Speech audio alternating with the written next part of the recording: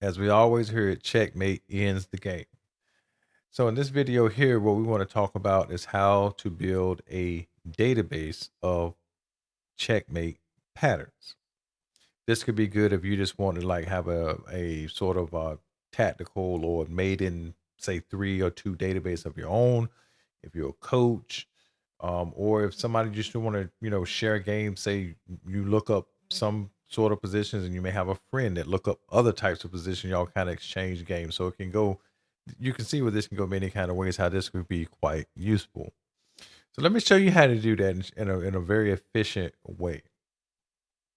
All right, so if you go here to your mega database and you click search, here you're going to have any position. Now the interactive search in Chessbase 17, when you put pieces on the board, it actually pulls from the database fragments of games.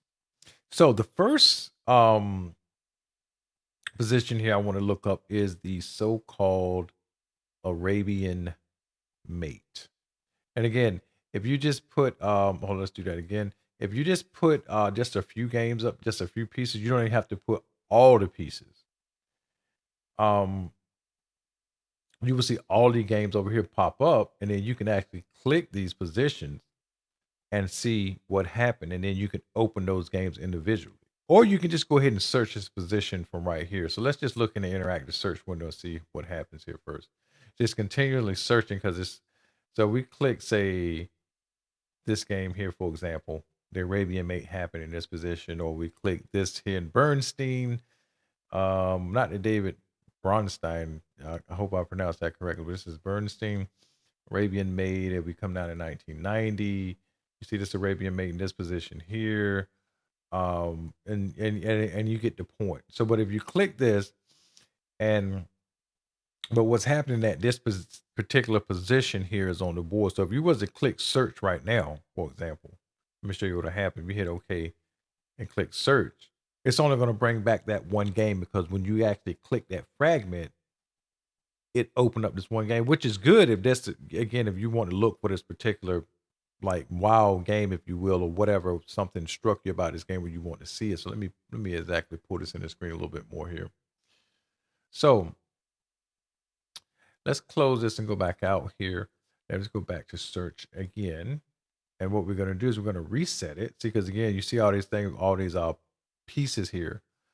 It's because you click that position, but interactive search is very good because you can really see like some fragments of positions of games where it happened before you open them up. So now let's just take a look. Okay, if we just hit, we got this position here. Since this is the Arabian mate, let me see here. Sometimes I'm just searching really hard here. It's got us on 25,000 games here. So let's just let us do its thing here. All right. So it says more pieces needed. I'm assuming they might. So again, 694 games. So now let's just click OK.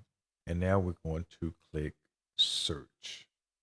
Now this should bring back those 694 games. Now we go here. Let's go to the bottom here.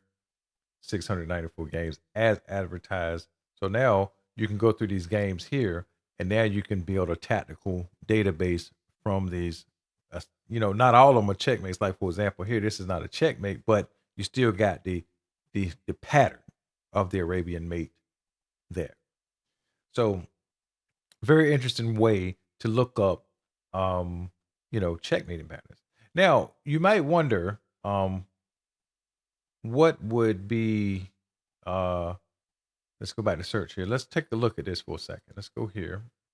You might wonder what's different on the screen than the normal search in the advanced search. Like as you notice, there's lots of options here.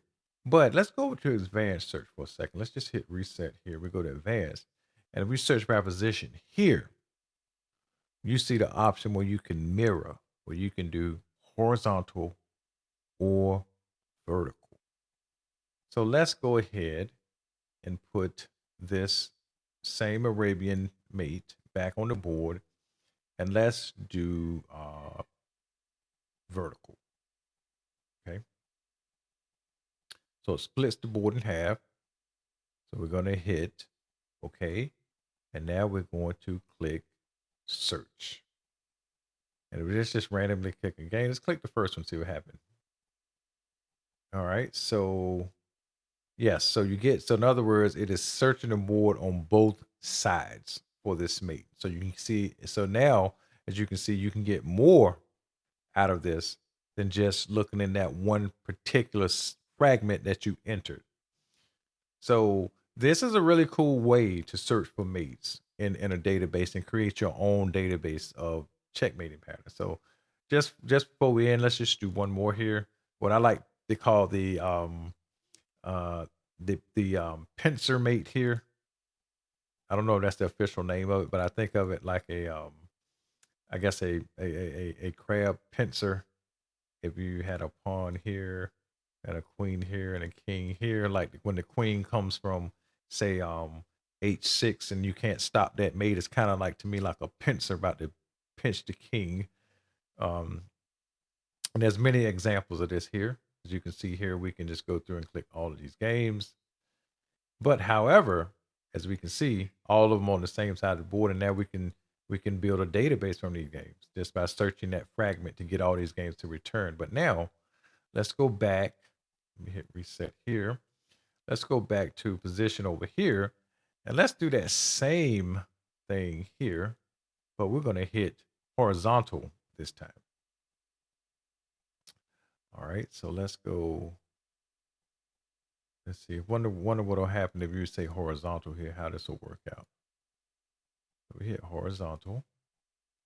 We hit OK, and we hit search. We got some games, so let's see what happens here. Yeah, as advertised, the queen. So it's actually doing it on different sides of the board. So not only can you see it from the white side, but you can also see it from the black side. This is a very powerful way to create you a checkmate database. Please do try this out yourself. Let me know how it goes in the comment. You guys take care.